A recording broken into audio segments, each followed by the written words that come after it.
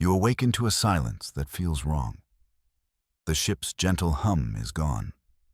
Only the whisper of recycled air remains. Your eyes open to the dim light of the cryo bay. Green lights on the pods beside you are lit. Kaylin and Alara are awake too. You see their shadows moving beyond the frosted glass. A feeling pulls at you. It is not a sound or a vibration. It is a deep resonance in your bones. A sense of direction toward a place you have never seen. You sit up on the edge of your pod. The cold metal floor bites at your bare feet. Every instinct tells you something has changed. Your long journey was meant for this moment. The ship's internal systems are stable, life support is nominal, but the primary star drive is offline. A single message blinks on the main console. It is a simple message, a set of coordinates. They point to a sector of space marked as empty void, an impossible destination. Kaylin is already at the console. His fingers dance across the holographic display. He looks back at you. His face is a mask of professional calm, but his eyes betray a spark of excitement. He lives for moments like this. Ilara stands by the bioscanners. She is running diagnostics on the ship's nutrient stores. She always worries about supplies, even when a cosmic mystery knocks on your door. She calls it being prepared. Kaylin calls it being a buzzkill. You think it's just Ilara. The signal is not electronic. It is gravitational. A focused, rhythmic pulse. It beats like a distant heart, calling you toward the empty quarter of the galaxy. You feel a strange sense of destiny unfurling. A path written for you before you were born. A story told among the distant, silent stars. You knew this journey was more than a survey mission. You just never knew how much more. Kaylin confirms the drive is ready. It rerouted power from non-essential systems. He says the ship basically flew itself here while you slept. He sounds almost disappointed. Ilara notes that your mission parameters do not include chasing ghost signals. She is right, of course. Protocol is clear. You should log the anomaly and return to base. But no one is looking at the return course. The signal's pull is undeniable. It promises answers to questions humanity has not yet learned to ask. It feels like the reason you all came to the stars, to find something greater than yourselves. You look at your crew, your small family in the deep dark. You give Kaylin the nod. He smiles, a rare and precious thing. He engages the drive. The ship turns toward the void, toward a destiny written in starfire. As you draw closer to the coordinates, the signal changes. The gravitational pulse softens. It becomes something more complex. It is a message, not of words or sounds. It floods your mind with images, with feelings of immense age and unimaginable scale. You see galaxies born and dying. You see civilizations rise and fall like embers from a fire. The sheer weight of it brings you to your knees. This is the voice of the Elder Ones, a name that blooms in your mind without being spoken. They are the authors of this cosmic tide. Their consciousness is an ocean. You are but a single drop within it. Their message is a summons, an invitation to a place beyond the veil of your reality. It is a place of trial, a place where species are measured and weighed. The message does not feel threatening. It feels absolute, like the force of gravity itself. It is a law of the universe you are only now discovering. To proceed is to accept the trial. To refuse is to remain in the shallows of existence, forever wondering what lay out in the deep. Ilara is now at her console, her face pale. She is tracking the psychic waveform. She says it has a biological component. She mutters something about star-born fungi. Kalen scoffs. He tells her not to try and classify God. Her glare could melt the ship's hull. You step between them. Their bickering is a comfort, a small piece of normalcy in this overwhelming moment. You tell Kalen to focus on his helm. You tell Alara to trust her instincts. She is the best xenobotanist in the fleet for a reason. The message from the Elder Ones settles in your mind. It shows you the way forward, not with a map, but with an instinct, a feeling of how to align the ship, how to fold space in a way your science never dreamed of. It requires a perfect harmony of thrust and navigation, a pilot's masterpiece, a leap of faith off the edge of the known universe. It is a test of your resolve. You feel the weight of this decision. The lives of your crew are in your hands, but you also feel the pull of that ancient promise, the chance to know, to understand your place in the grand design. You look at your friends. Alara's fear is now mingled with a fierce curiosity. Kalen's excitement is tempered by a deep focus. They are waiting for your command. You take a deep breath. You tell Kalen to begin the maneuver. The trial has already begun. Kalen's hands are a blur on the controls. The ship responds instantly. It feels less like a machine and more like an extension of his will. He aligns your vessel with 3 distant pulsars. Their rhythmic light acts as a key, a cosmic resonance that will unlock the way. The ship's engines hum a new song, a chord of impossible power. You watch the star charts. 3 points of light separated by 1,000 light years. They are now converging on your position. Space before you does not tear. It does not rip open. It unfurls, like a delicate shimmering curtain, a tear in the fabric of reality. It glows with colors you have no names for. Light seems to move like liquid within it. This is not a wormhole. This is not a jump gate. It feels ancient and alive. The ship's sensors scream with impossible readings. Alara is frantically trying to record the data. She knows no one will ever believe this. Kalen holds the ship steady. He pilots you toward the shimmering rift. His knuckles are white on the controls. You feel a tremor run through the deck plates. The ship is fighting against the strange currents. But he holds the course. He is a rock in a storm of collapsing physics. You pass the threshold. The universe you knew is gone, replaced by a realm of impossible beauty. You are floating in a sea of living light. Great rivers of color flow around the ship. Nebulae pulse with a soft, gentle rhythm. They seem to breathe. Distant stars sing in a harmonious chorus. It is a symphony that resonates in your very soul.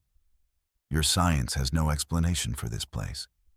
Your language has no words to describe it. It is a dimension of pure, sentient energy. You feel a profound sense of peace. The anxieties of your old life seem small and distant. Alara is speechless. Her scientific mind is struggling to comprehend the input. She looks like a child seeing the ocean for the first time. Even Kalen seems humbled. He stares out at the luminous vista with wide, reverent eyes.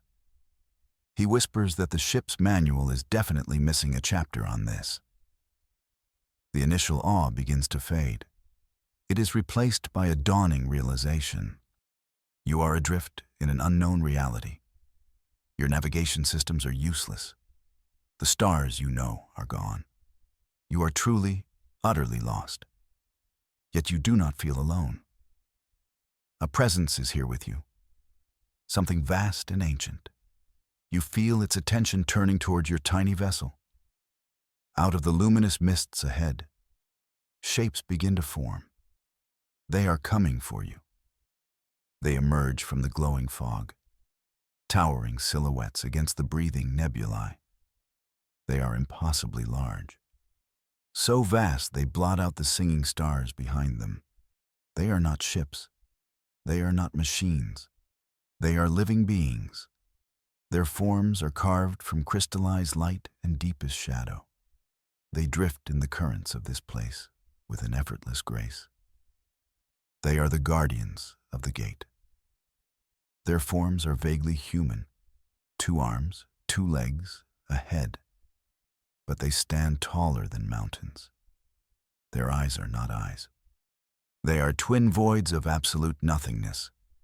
Within them, you see the memory of forgotten worlds. You see the ghosts of dying galaxies. To look into them is to see the infinite patience of eternity. They do not move toward you. They simply arrive, surrounding your ship in a silent, watchful triangle. Communication comes not as a voice. It comes as a feeling, a concept planted directly into your mind. The feeling of ancient stone, the cold of deep space, the weight of unspeakable responsibility. Their thoughts are not hostile. They are absolute. They are the gatekeepers, the wardens of this sacred space. They are the first test. They have come to judge you, to weigh the worth of your entire species. You feel their presence wash over you, probing your mind, your memories. Your entire life flashes before your consciousness. Every triumph, every failure, every act of kindness, every moment of fear. There is no hiding from them. They see you as you truly are. You feel them examining Kalen, his fierce loyalty, his unwavering courage, his secret pride in his perfectly polished console. Then they turn to Alara. They feel her insatiable curiosity, her deep empathy for all living things, her constant nagging anxiety.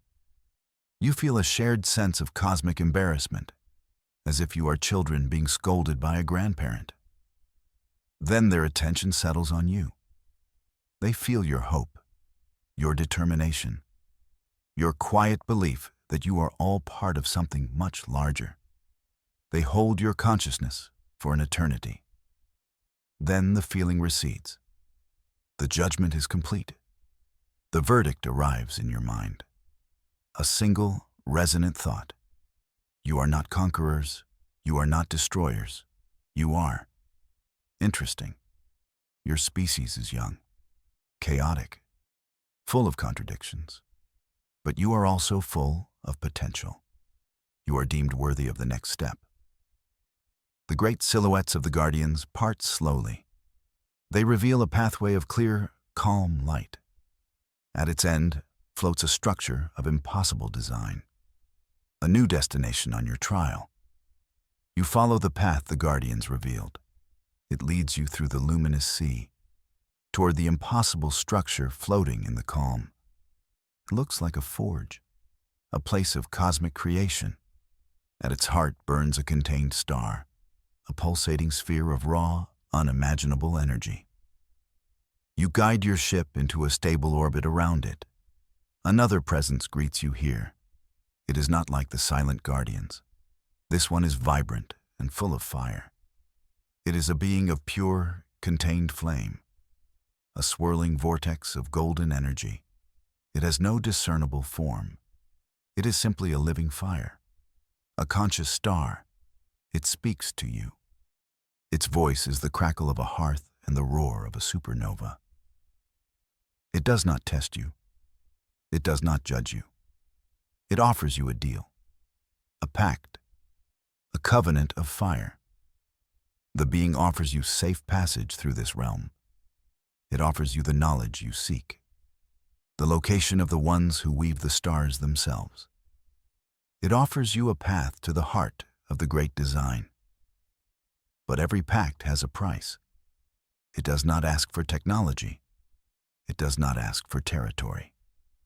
The price is something far more intimate, something you must carry with you forever. The terms of the covenant whisper into your mind, a promise of sacrifice and honor. You must agree to carry a spark of its fire back to your world, a single, glowing ember of its consciousness. You must promise to remember this place, to tell its story, to become a thread in its ancient tapestry. In return, you will be allowed to pass. You will be given the key to the next stage of your journey. You look to your crew. The three of you must decide as one. Kalen's eyes burn with an inner fire.